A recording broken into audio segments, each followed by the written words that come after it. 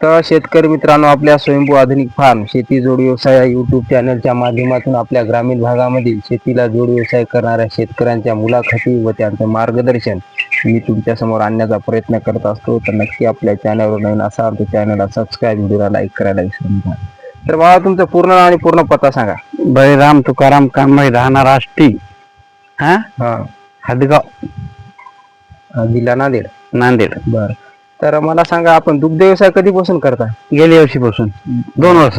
2 वर्षापासून. हो. बरं. तर मग आपण किती म्हशी होती आपल्याकडे? आपल्याकडे त्या 5 होत्या. हो. बर. आता काही विकल्या का? हो, विकल्या काल परवा. बर. आता ही एक म्हैस दिसायली आपल्याला. हो. ही कितीला आणली होती? 1.25 लाखाला आणली होती. 1.25 लाखाला. आता दूध देते का? आता देते अडीच. अडीच देते काय कडा मला? हो. बरं. आणि आता दुसऱ्या म्हशी घ्यायच्या का तुम्हाला? घ्यायच्या. बरं. हो. आता ही म्हशी कितीला ऐकल्या बरं? ते म्हशी इकल्या 70-70च्या 35-40 इकल्या भान म्हशी. बर. म्हणजे तुम्ही म्हशी दुग्ध व्यवसायासाठीच बाळगता? हो. दुग्ध व्यवसाय समजा त्या आटल्या त्यावेळेस तुम्ही विक्री करता आणि दूध देणाऱ्या म्हशी आणता? बरं. हो. भान बागीत नाही. बरं. हो. तर मग मला सांगा, एकंदरीत तुमच्याकडे 5 म्हशी होत्या त्यावेळेस दूध किती निघत गेलं? दूध जात गेला 15-16. बर. 17 कवा. असं का? हो. मग दूध डेअरीला द्यायचे का? डेअरीला. हो. बरं. मग डेअरीला काय फॅट लागायचा? फॅट लागायचा 5-10. मग हप्ता नाही, दूध जात गेलं आपलं साहेब एक ठोकत 55-52 बांधूनच होत. बरं. हो. मग हप्ता किती याचा अंदाज? हप्ता याचा 15-16-17. असं का? 10-11-12 कवा. बर. आणि मग त्या ढेपीवर खर्च जाऊन शिन्या खर्च जाऊन. हो. बर. तर मग आता इथं आपल्याला चारा आणि तुम्हाला जमीन किती आहे? जमीन 2 एकर आहे. 2 एकर. हो. त्यात चारा किती ठेवला म्हशीसाठी? चारा म्हशीसाठी एक शेड भरून आहे मधामध्ये. हो. हा. आणि वलायती 2 एकर. आता पुरी वलायची आहे हे. बरं. आता हे रानगी जोड टाकायला. हा. याच्यात दुग्ध व्यवसायावर जास्त जोर आहे. हो. बर.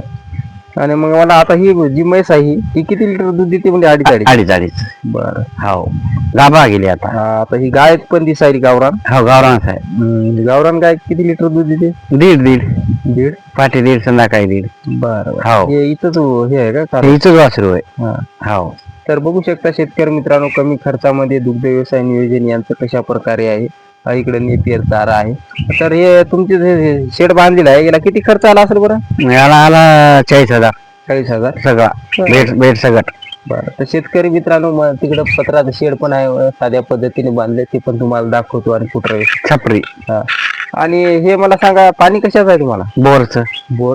हो. बरं. तर हे मस्त पाणी याच्यामध्ये ठेवलं आहे ना, हौदातल्या? हो.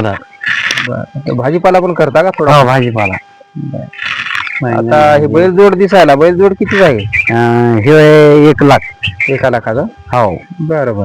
हे कधी आणला बरं? याला झाला 1 महिना. 1 महिना. हो. बरं. तर बघू शकता शेतकरी मित्रांनो, यांचं नियोजन कशा प्रकारे. आता म्हशी किती आणायची आपल्याला? आता 2 आणायच्या सध्याच्या. 2 आणायच्या. हो, दुधाच्या. बरं. मग दुग्ध व्यवसाय परवडतो का? हा, परवडतो ना. परवडते. हो. बर. मग दुग्ध व्यवसाय आता तुम्ही करता, दूध देता त्यावेळेस म्हशी करता, पुन्हा विक्री करता. हो. तर दूध देणारी म्हैस कितीला आणता आणि ज्यावेळेस विकणार म्हैस? दूध देणारे आणतो 75-80. बर. हो. आणि निम्यात विकलं. हो. दूध फिटून सगळं. तरी आपली म्हैस 7-8 महिने दूध देते का? हो. हिला वरी झालं साहेब. आता हिला पाडव्याला वरी सुद्धा. बरोबर. हो. मग तुम्ही काळजी तशी घेता का? हो. आता गाभा गेली 4 महिन्याची. हा. बर.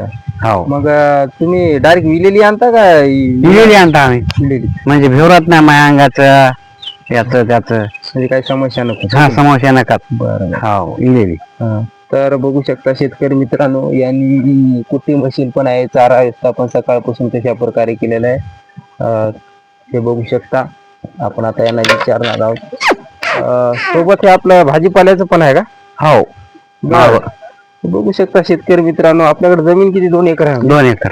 बघू शकता कमी खर्चात 2 एकरमध्ये हो. भाजीपाल्याचं पण व्यवस्थापन आणि दुग्ध व्यवसाय करून हे आपल्या शेतीला जोड व्यवसाय करतात आणि त्याच्यातून आर्थिक संपन्नता यांनी केलेली आहे.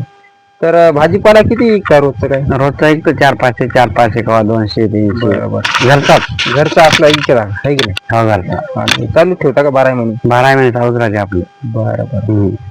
आणि मला सांगा आता हे शेड कुटार बघू शकता शेतकरी मित्रांनो, कुटार व्यवस्थापन आणि कुटी मशीन पण आहे इकडं.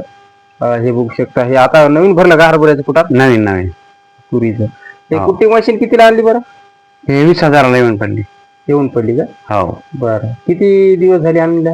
गेल्या वर्षी गेल्या वर्षी का? हो. काही बिगाडी तिच्यामध्ये? काहीच नाही, बिघाडी नाही, काय नाही, आणलं तर तशीच आहे. बरं.